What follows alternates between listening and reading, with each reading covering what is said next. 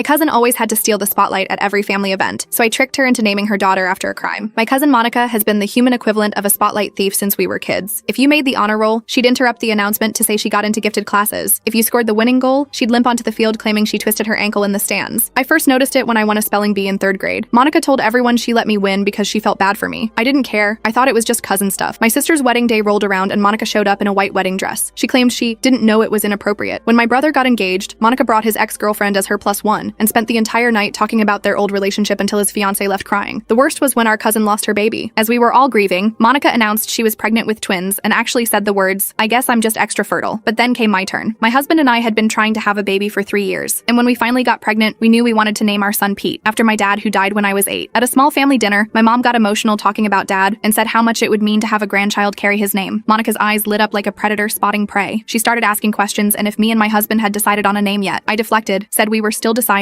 and changed the subject. 2 weeks later, Monica posted on Facebook with a post that made my blood freeze. "We're having another baby. It's a boy and we're naming him Pete. I had a dream last night that told me this was meant to be. Sometimes the universe just speaks to you." Comments flooded in praising her beautiful tribute while I stared at my phone until the screen went black, watching my father's name become another trophy in Monica's collection. That was it. I was done being her victim. If Monica wanted to steal from me, I'd give her something to steal that she couldn't give back. 2 years later, we were trying to move on, but Monica couldn't help herself. At my son's birthday party, she announced her 3rd pregnancy, turning my baby's celebration into her baby shower. That's when I got a brilliant idea. My husband and I spent weeks researching names and crafting the perfect trap. We'd give her a name so ridiculous, so devastating, that she'd finally learn stealing isn't good. A month later, I texted Monica that I was pregnant with my 2nd child, even though I wasn't. I gushed about how we'd chosen the name Felony, claiming it was an old family name from my husband's Norwegian ancestors that meant happiness. My husband played along perfectly, mentioning his grandmother's maiden name. She called to ask if we were sure. And just as I predicted, Monica's eyes lit up. She went into the delivery room already having planned to steal the name, and as soon as her daughter was born, she announced that she too had coincidentally chosen the name Felony for her baby, writing paragraphs about meaningful Nordic traditions and how the name spoke to her soul. She sent a short apology to me saying that since she already named her daughter that, I would have to change mine. The family group chat exploded with confused reactions. My aunt texted privately asking if they were sure about the name. My brother called laughing, thinking it was a joke. Even my mom, always supportive, gently suggested they might want to reconsider, but Monica doubled down, lecturing everyone about being close-minded and not understanding Nordic culture. I waited 3 days, letting her dig deeper, before commenting on her announcement post. "Oh wow, Monica. So glad you loved that name. We actually decided on Stacy instead. Felony was just my husband's joke suggestion, and it literally means crime. But you do you." The family group chat went silent. Then the messages started flooding in. My sister sent crying, laughing emojis. My brother wrote, "Wait, what?" My mom called me immediately, and I could hear her trying not to laugh. Monica tried damage control, claiming she knew all along and was just testing us, but she'd already written that name on the birth certificate. The damage was done. Thankfully, she paid to have the name changed before her daughter was old enough to remember. And wouldn't you know, she stopped trying to steal others' spotlight after that.